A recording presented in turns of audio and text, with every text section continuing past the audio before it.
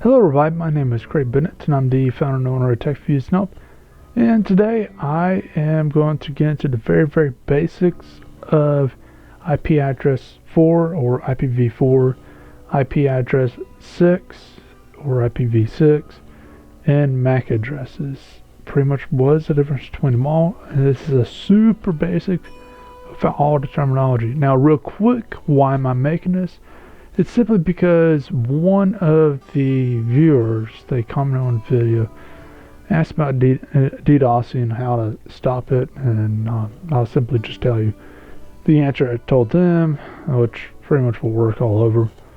Have your internet service provider change your IP address. I don't know if they were just trying to pull my leg or they really didn't know what they were talking about. But then they're saying, well, they still have my IPv6, and I'm like, no. If you actually told your internet service provider, it would have changed that too if you got IPv6 going towards your house. So what is the difference? Because if they didn't know, then most likely others don't know, and this is just going to be a basic overview on all this. But anyways, let's jump into quick personal advertisement so you know how to support the channel and help it grow much better and quicker than I could do just alone. Thank you for sticking around during this quick personal advertisement, and if you want to help us out at TechView's in the TechView's YouTube channel, then there are several easy and quick ways to do it. First off, there is a fan phone on the YouTube channel itself. I'm not really going to talk too much about it. It's kind of a new feature.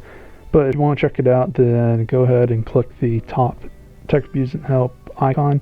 And also that will take you to our channel itself where you can check out our other videos, subscribe, and you can also share our stuff. So if you want to help us out, the easiest and the quickest way to do it is simply just by subscribing, liking, commenting, and also more importantly, sharing the videos and just turn off the ad block as you're watching the videos and make sure the advertisements are allowed to show up. Now, other ways that you can help us out is on the bottom left, you can click on the PayPal button and that will take you to our PayPal donation link where you can donate a one-time fee for the PayPal. On the right side is the Patreon, and that's a monthly thing, so if you want to donate monthly, then you can go there. In the middle is the Disney, which owns Maker Studio, and if you have a YouTube channel and want to get partnered up, then you can click that, and if you get accepted, then whatever Maker would get out of the cut, I actually get a little bit of that, and you still get to keep whatever revenue as before. But it also helps me out because whatever Maker Studio would get, I would get a little bit of that each and every time, and it helps me build up enough money to get labs and stuff rolling on. But anyways, let's take you back to whatever video that this is, and hopefully you enjoy it. Welcome back. Now real quick, this is just going to be an example I'm going to be using. I'll get into it in a second. But real quick, in case you haven't seen an IPv6 or IP address of 6, it looks like this. It's real long, it's complicated, and everything. IPv4, it's my internal for my Wi-Fi router, 192.168.1.1. In fact, if you go into a browser right now, something like Chrome or Firefox, Internet Explorer, we still got to put in the HTTPS or HTTP. But for Chrome and Firefox, which I advise to do this on, if you go in there and type in, and this is dependent on your admin, your network admin, or whoever set up your network, your Wi-Fi router, if you type in 192.168.1.1, chances are is something will come up saying, what is your username and password for this router? You might have to put in something like 192.168.0.1. I mean, the numbers could massively change. It could be 172, it could be 834 what blah blah. In fact, no, it can't be. But still, it can be many different numbers. There's a limitation, but it's a pretty large one. So that's a huge thing to keep in mind. So anyways, in real world, and before I get into a clear-cut example, let me tell you in a real world how this stuff works. So with MAC addresses are assigned to each device out there. My phone has a different MAC address than my computer. My computer has a different MAC address from your tablet. Your tablet has a different MAC address than a device coming out in 50 years, theoretically. Now, realistically, that's probably not going to happen. We're probably going to have to do Mac version 2 or something that hadn't came out yet. But for the most part, right now, MAC addresses are different from one device to the next. Now, there's not too much quality control on this, so a lot of people don't really believe this in the IT world. But theoretically, you're not going to run into too many problems.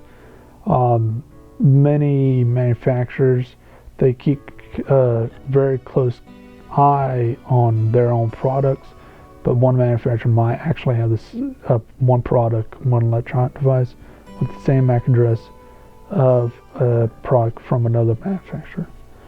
It might happen, it probably has happened, but it's so rare that we're basically going to say each device has its own MAC address, and that's that. But it's a static address. The only way to change it is by spoofing it. But that's illegal. Believe it or not, that actually is illegal to do in most places, spoofing MAC addresses. Even if you're doing nothing with it. Very important to realize that. Some places is perfectly fine, as long as you don't do anything malicious with it. If you're just doing any internal systems, some places are alright with it. You know, test environments, stuff like that. But in the real world, if you're doing something malicious, you know, it's obviously illegal. Now, as far as the IPv4 and IPv6, IPv4 and IPv6 goes to the exact same place.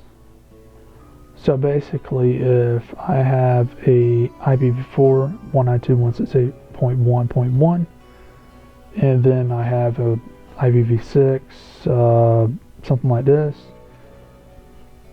I don't really know what the actual IPv6 for that will be off the top of my head, but just say it's that hypothetically, then it will go to the exact same place. Right. So let's say I want to communicate with your house. I'm at my house, you're at your house, you're on the other side of the world, and I specifically want to talk to your machine. So what I will need is I will need your IP address, so IPv4 or IPv6. I'll type that in. I'll type in IPv4, it gets to your network. I type in IPv6, it gets to your network. It doesn't matter which one I type in, it gets to the exact same place. Now, one thing to keep in mind is not all ISPs, internet service providers, offer IPv6, or at least just point blank offer it. You have to actually ask for it. So that's one thing to keep in mind, that most likely will change in the future. But with internal systems, you can actually turn off IPv6 or IPv4. It's very important also to realize that. Now, so I have your IP address. What I will need next is, depending on how the system's set up, is your MAC address to talk to your computer. It will be in part of the OSI model. Check out that video if you want. It actually tells you the OSI model is used in sending packages, sending data from one device to the next. So any package, any data that's sent across it fits in that OSI model. So if you want to know how data is moved from one device to the next, every bit, then the OSI model, my video on that, will actually tell you for the most part. But anyways, I'll need to know the MAC address for the OSI model. And that will lead you up to where I can talk to your device, since your device is the only device that should have your MAC address on your system. Now again, with spoofing and stuff, that can be messed around with. Art poisoning and things like that, it's possible, and it's a very critical thing. If you want to check out that, I also do have a video on art poisoning. That's a man-in-the-middle attack. It's actually one of my favorites. It's easy to do, and it's pretty much undetectable. But anyways, oh, and by the way, since I'm getting into some of this stuff, this is an educational video. If you do anything illegal or immoral with it, this information is purely on your head. There. So as far as sticking this into the real world, let's use an analogy. So let's say IPv6, since no one can really understand what it means at first glance unless they look it up, it's latitude and longitude. IPv4, since pretty much everybody can understand that, let's just say that's a street address. Then the MAC would be the person inside. So the DNA of the person or whatever. So the person inside. So with this, I'm using Frankfurt, Germany as the example. Why am I using Frankfurt, Germany? It's because Germany is the #1 non-native English-speaking country that actually watches and participates with my stuff. I might use another one for another examples later time. And also I want to visit Germany, not to, whatever. But anyways, with this, so with IPv4, take a look at this real quick. If I put in this address, it will lead to this place, right?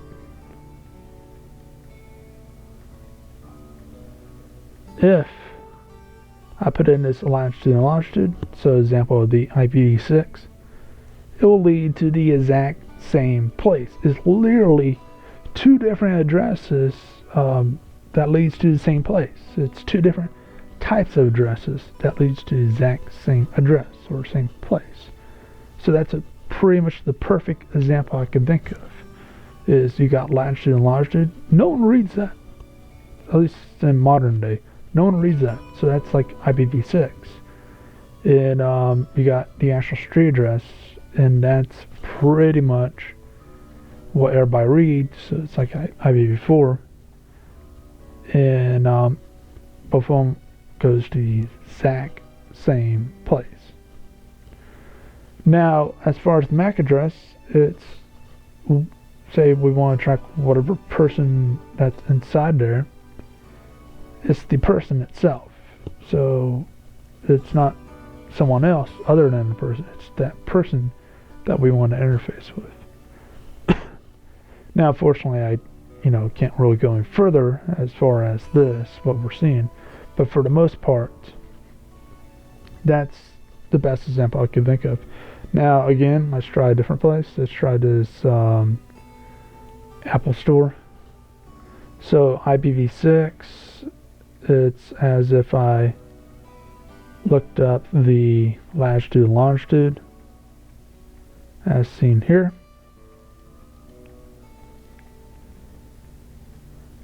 And IPv4 is as if I looked up the street address. It literally goes to the same place. Now, one thing I want to mention is if you are getting an DDoS, denial of service attack, then have your ISP change your IP address. Because basically what happens is when they change their IP address, it's basically automatically like, say, moving an Apple Store over here. They're still attacking that. In fact, yeah, they're still attacking that. but you're over here. So they're not hitting you anymore. And denial of service is basically an attack that basically stops you from communicating with the outside. And it's a really nasty attack, very easy to do, but it's very loud attack, and it's basically something that hackers are it's looked down upon. That's basically what it is. It's something that is looked down upon with hackers, because anyone can do it. Anyone, it's just a click of a button, and it has, other than wearing out firewalls and certain other situations, it has no real purpose in the real world. But a lot of people use it because they don't like certain games or won't like certain people, so they DDoS them to stop them from communicating with the internet. It's not a good thing. So basically shut down the service or a website from the world. So anyways, that's pretty much my example of IPv4, IPv6. IPv6, in the analogy, it's the latitude, longitude. IPv4 is the street address. MAC address is the person inside. So in the real world, IPv4, IPv6, it goes to the exact same location. Your house, your website, whatever it may be. The MAC address, it doesn't change. It's a static, unless if you spoof it. And basically it's your device, and that's it. So if someone wants to get into your system, they need to know your IP address and your MAC address, or maybe some other method. But basically, if they're trying to DDoS you, just change the IP address, and that's that. Call it the ISP, the Internet Service Provider, tell them to change it, and that's literally that. Because they might as well be targeting the middle of the sea, because they ain't hitting you anymore. They're probably hitting nothing for a while. But anyways, again, this has been Craig Bennett, the founder and owner of TechViews and Help. If you got any questions, if you like this or anything, then feel free to leave a like, feel free to subscribe. Also, feel free to leave a comment below. But if you don't like it, then please feel free to leave a dislike. You also leave a comment saying why, so I can fix it in future videos. But feel free to subscribe, watch my other videos, share, and check out our Patreon campaign or PayPal donations and the TechViews and Help website. Hope you have a great day.